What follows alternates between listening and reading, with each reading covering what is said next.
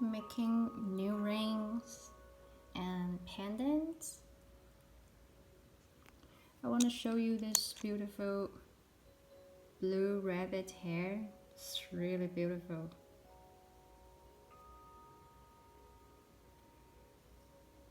Still got some raw formation here at the back. And this one,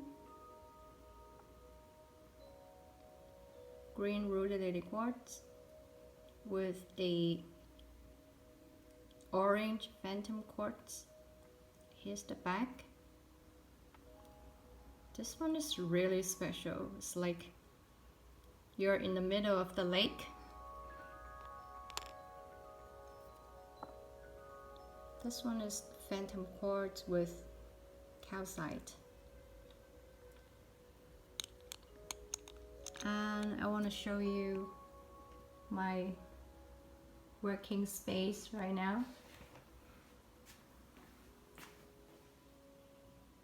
We are decorating the studio, and Chris and I will be moving in mid of July or maybe in June.